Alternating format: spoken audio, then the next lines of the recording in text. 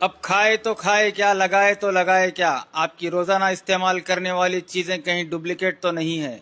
SOT Rajendra Nagar ने आज काटेदान में डुप्लीकेट ग्रोसरी के गोडाउन पर की रेड।